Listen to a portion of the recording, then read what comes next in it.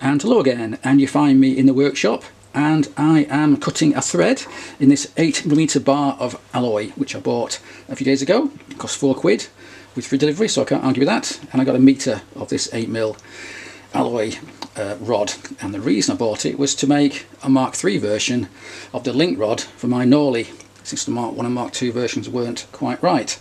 And what I'm doing here is cutting a thread on each end using my 8 by 1.25 metric die. Let me just take it off here and I can show you how it works if you don't know. This particular, here we go, and just blow it clear, and there's the die there. It's actually really easy to do because alloy is so soft. Doing this in steel, or in particular stainless steel, is a right pain because it's so hard, very difficult to cut. But with alloy it's really easy. I mean, I've just gone down here, I need to go a bit more yet, perhaps another 10mm or so ish. So I'll screw it down and I'll show you how it works. And as you get down the bottom it will get very difficult to turn, and when you hit the bottom, right, so I'm at the bottom now, I don't just force it round because I might actually damage the thread. What I do is do maybe a quarter turn or even 1/8 of a turn like that, and then come back a wee bit, and every time I go back a wee bit I'm clearing out the swath that's been cut by the die.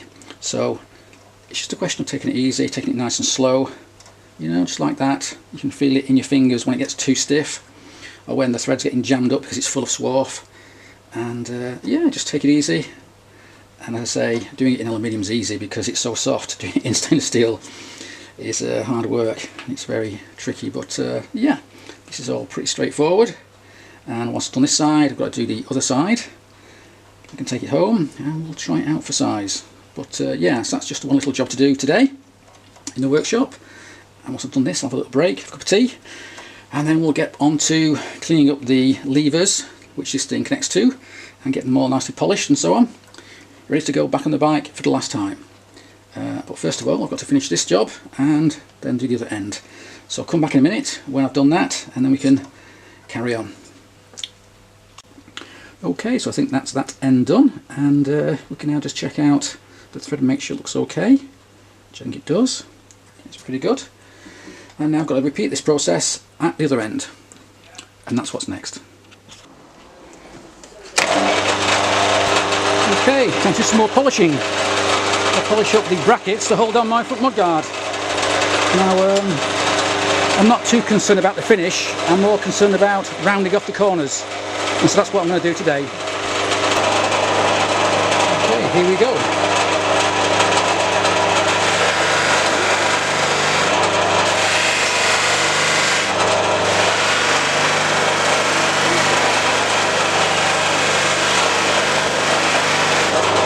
And now here we are, back home again, and here's one of those brackets that I spent far too long polishing and smoothing off and so on. And the whole point of doing that, of rounding off those sharp edges, is because it then more closely matches these cast lugs on the forks. Now, I was thinking about having these anodised because I think polished aluminium against silver doesn't really work, it's not a very good combination. But having thought about it, I think since these forks may well be coming off the bike for some upgrading over winter with new springs and maybe new K-Tech internals, instead what I want to do is leave these polished and get these silver fork lowers painted black. In fact, not painted, but ceramically anodised. I can't paint them and I can't powder coat them, which is maybe what I would do normally, because powder coat would thicken this surface, and these are made to fit very, very carefully and very closely to this fork lower, so they wouldn't fit if it was a bit thicker due to the powder coating. The good news about anodising and ceramic anodising is that it doesn't alter the dimensions of the piece. It's more like a die sits in the surface of the aluminium.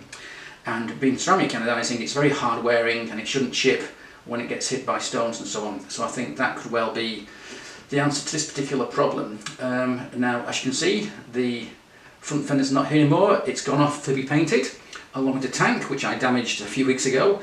It's gone back to Richie at Motorcycle Paintworks FX, get that right, and it should be ready in about, I don't know, 6 to 8 weeks. And now here we are, back at the bike again for a test fit of the link rod which you saw me making a while ago, and it all seems to work okay. It's maybe a bit too long because the angle of this lever could do with being a little bit lower, something like that maybe, which means that this link rod needs to be a few millimetres less. But other than that, it all seems to look okay. With these levers now polished, I can put them on the bike and it's finished at last. Except for one small problem, which is it doesn't work. And the reason it doesn't work is because I've underestimated the difference that fitting this longer rod here makes to the movement at this end. Because as it turns out, once I've gone from this shorter rod to this longer rod, it means that at this end there's a lot more movement, a lot more. So it turns out that to change gear, I've got to move this about 1.5 inches, maybe about 20 millimetres, something like that. And therefore, at this end, it's also got to move about 20 millimetres, which, because of the ratios, means that this end here, where I actually change gear, has to move 3 times that, which is about 60 mil, or maybe about what, 3 inches at least, and that's far too much. I mean, there's no way my ankle could move that far, and in fact, I do run out of room because this hits the exhaust pipe, so it's all a bit of a disaster. And I think the reason for that was because, as I say, I underestimated the difference it makes fitting this longer rod to this shorter one. It did work okay with that, but not with this longer rod. Now there are some options now. I could maybe try and reduce this in size, cut it out and weld it up, make it shorter. But then I hit the same problem I had with this, which is the rod may hit this slave cylinder. The only other thing I can do is to remake or change this lever to make this part a lot longer. In fact, it'll have to be a lot longer, because if this is about 6 inches, then this will have to be about 6 inches, so it'll bring this up about here, which is not what I want to do because it doesn't look too good. But I've since been online, looked at some bikes like mine with rear sets. There aren't very many iron heads with rear sets, but the ones I've seen, they all have to have this much longer lever ratio here. And so let me just do a little change and we'll see how that might look.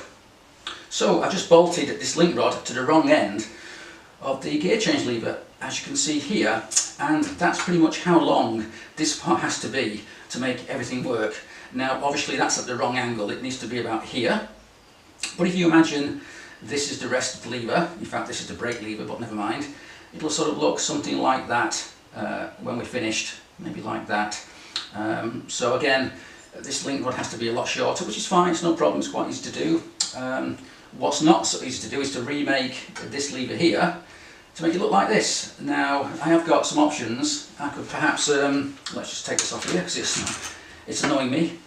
Just take that off there like that.